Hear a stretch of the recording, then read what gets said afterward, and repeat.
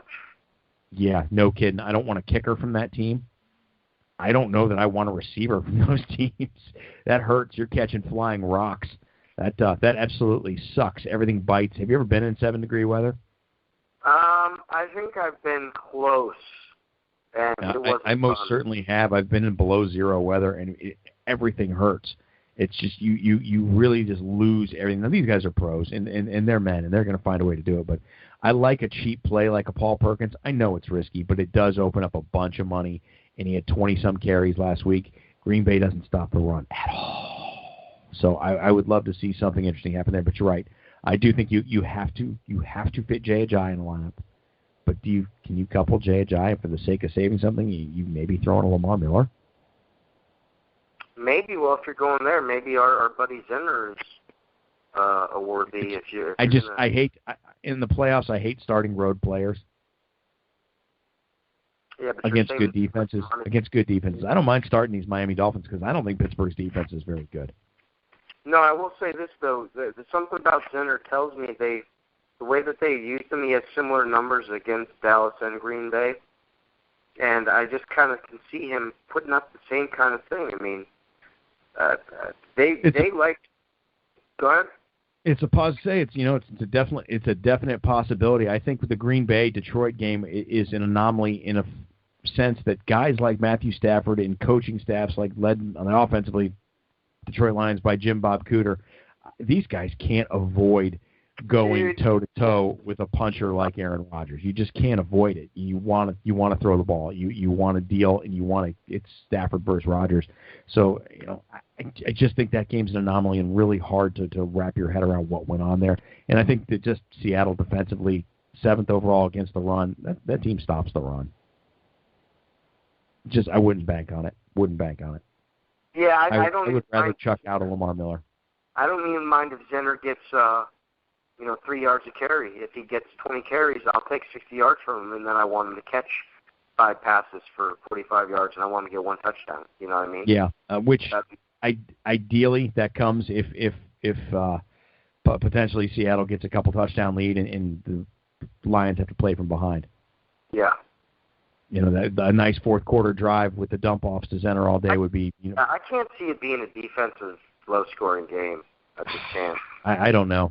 I just don't know. The playoffs are usually a little bit easier to hone in and focus on, but this is seemingly different. The NFL's been pretty quirky as usual. It's always different.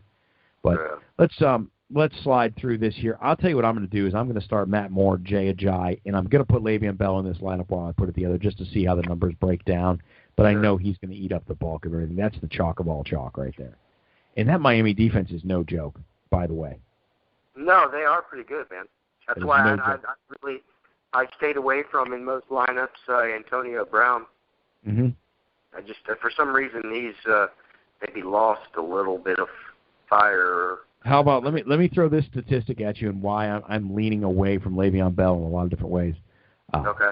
I believe it was week 6 against Miami. Le'Veon Bell, 10 carries, 53 yards, 7 catches, or 7 targets, 6 catches, 55 yards. So he had a total 108 combined yards. Didn't find the end zone, 15 points.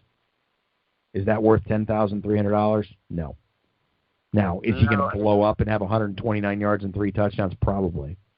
Well, that's the reason why I can't see it happen twice. Yeah, I mean, you'll never want to kick yourself or kick me more if I talk you out of playing Le'Veon Bell. Yeah, right. That's it. Yeah, it's infuriating. I get it. So let's just say for the sake of moving along, we've got Ajayi and Le'Veon Bell in this lineup. And let's slide on to those wide receivers because there's a lot to talk about with the wideouts. Sure. The wideouts, like you said, about the Green Bay Giants game and just the nature of it, I think you could maybe get away from them altogether and look to Baldwin, against Detroit, and Jarvis Landry possibly against Pittsburgh. The Miami wide receivers are always tough to decode just because it's one of them that usually has a good game and the other two. That's right. It is. I am starting Jarvis Landry. If I'm starting Matt Moore, I'm starting Jarvis Landry. Okay. Yeah, they seem to have the chemistry, the best chemistry going.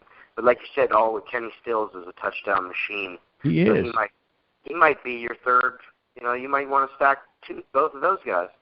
Jarvis. I'm not afraid of it. Not afraid of it at all. I tell you, this gets again to our pivot position when you have the third slot. I think because if you go with Baldwin and Jarvis Landry with the lineup that I have $6,600 to spend. Okay. So that basically makes me look at Amari Cooper. Do I want him? No. Jarvis, not I got him. Quarterback. I want Golden Tate in there. Sure. Mm-hmm. And then, I would go Devontae Parker in there. And hell, if I had the money, I'd go Marvin Jones. Obviously, I wouldn't do this with the $25 entry, but the $5. No, I wouldn't either. But I'll go with Marvin Jones just to not miss that possibility. Another one, I would do Geronimo Allison, and I would also do Sterling Shepard and Kenny Stills. And Eli Rogers.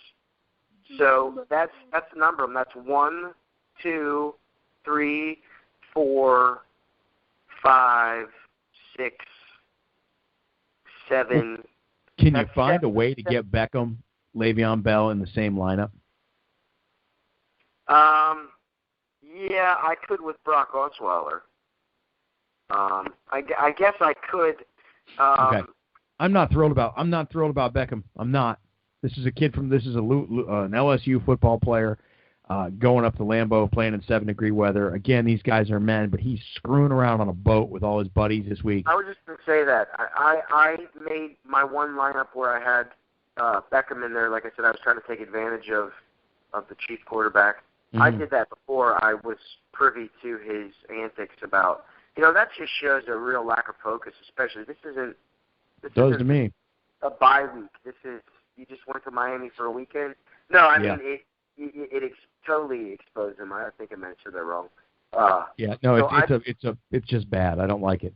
It does look like that. I don't like it at all. It does look like Aaron Rodgers is really starting to trust this Geronimo Allison, though. Yeah, but keep in mind, Cobb wasn't playing. So I don't know that he's going to play this week either. He was limited at practice, as I understood it. Okay. Well, and even when he has played, he hasn't been for shit. And I'll be happy to look this up. It's here. It's ankle practice on a limited basis Thursday. He hasn't been good when he's been on the field. He's missed the last few. But I'm just worried about him taking that attention away from Allison. If he's going to be on the field, then there's one less. I think the good news there is you have until about 8 o'clock or 4 o'clock on Sunday night to figure that one out, because as of right now, his last 3 games he has 7 total targets in 3 games. Okay. 6 catches. Looks like he's just over 50 yards, 1 touchdown. The touchdown I recall was like a 2-yard dump off. I was watching that game against Houston. So 14 total fantasy points, 14.2 total fantasy points. I don't care about Randall Cobb at all. Okay. Watch him. Cobb's going to have 3 touchdowns, so is Le'Veon Bell. Yeah, that's it. So then I'm basically coming down to my tight end when I go through. Again, that might be 7 different lineups on that pivot position in the third wide receiver spot. It's only $35, and it covers every guy that I feel comfortable, with the money I'd have left. That leaves me a tight end with Fedorowicz. I really like the matchup. Okay. Oakland gives up points to that position. They do. And then I'm pretty much broke there. So I went Nick Novak, and then I went Dolphins. The fish. Well, okay, it all makes sense. Let me fire away just a couple real things here. As a Raider fan, I know one thing: they have trouble with speedy wide receivers. Everybody has trouble with Tyreek Hill and Brandon Cooks when he decides to do what he needs to be doing. But I would watch Will Fuller this week in Houston. That's good to know. And he's somebody that he won't be high usage. No, probably not. He's going to be lesser owned, and in this lineup, you should be able to spend some cheese and have some leftover too. If you can chip away, you can do it. But a guy like Will Fuller at 5,000 is going to be a small percentage, maybe in the 15% or down.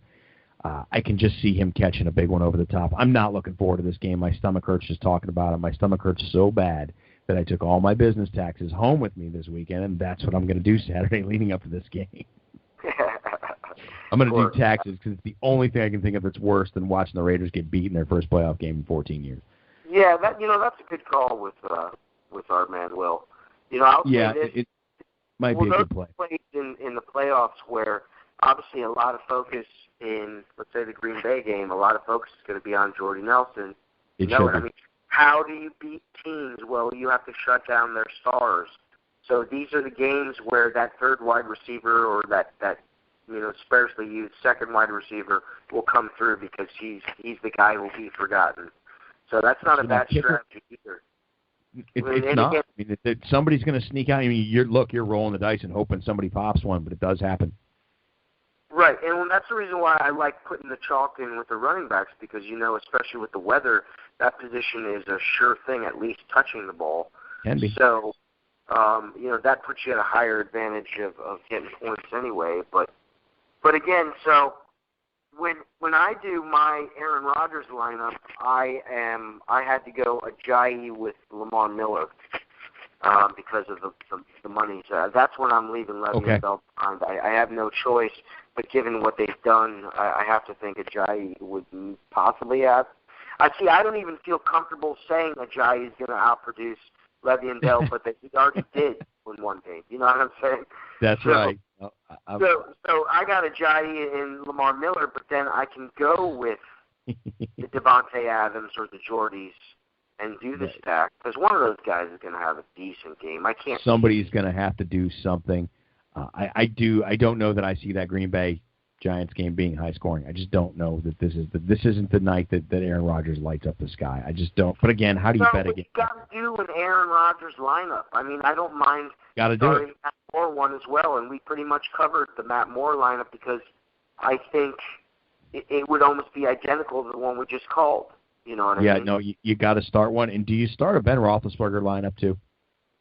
Yeah, you probably better if you're going to do a Matt Moore one. Again, that's just tough. That's you might want to go with Eli Rogers because he seems. Yeah, because you can't stuff all of them in there. Yeah, no, yeah, exactly. So that's when you're starting to get expensive. Yeah, we're scraping the barrel, buddy. Yeah, when I do the Aaron Rodgers lineup and then I take Le'Veon Bell out, I can do Jordy, Jarvis, and Doug Baldwin lineup. Okay. I can do Odell Beckham, Devontae Adams, Baldwin if I want to. I can do any lineup I want to, pretty much. Sure, you got to find ways to get cheap. Yeah, and like I said, because it's $5, I wanted one with ODB just because of what he can do, but he's been a real letdown, I think, and I don't, like you said, I don't expect much from him. It's just I'm not comfortable just overlooking him, especially if it's only one lineup. I got you, and I'll tell you, I'm throwing together a Ben Roethlisberger lineup right now, and I've got Roethlisberger, Ajayi, Le'Veon Bell, Antonio Brown, and then at tight end, you're done at this point. I have Luke Wilson, hoping for that big drop in the bucket from Russell. Nick Novak in the Raiders defense, and I have two vacancies in the wide receiver position with $5,050 left to split between those two spots. Now, and Quan Boulder, 4,800, baby. Yeah, but Quan comes into play there. Victor Cruz is probably still snorting Adderall. Yeah, Adderall, is it? That's what I heard. I don't know. This is all allegedly. But, isn't it funny they all do Adderall? I guess. I don't know if it's it's the cocaine of the 2010s. I don't know. I just don't know what any of it is. I know that I'm drinking seltzer water. I'm highly uninteresting. At least these guys are having fun. So, yeah, that's true. At least somebody's having a good time. But yeah, I'm going to end up with at 5 G's left. I'm going to have to plug an Eli Rogers in there. And maybe a Kenny Stills, or maybe this is where Will Fuller comes in. Say it again? Okay, so you have 5 G's left after you did the... I ended up with Kenny Stills and Will Fuller. I'll read it back to you. Roethlisberger, Jay Ajayi, Le'Veon Bell, Antonio Brown, Kenny Stills, Will Fuller, Luke Wilson, Nick Novak, and the Raider defense. I like that. Yeah, it's not bad. It's creative. It's quick. It's $2. Yeah, and like I said, man, you're hitting those wide receivers that no one is going to touch.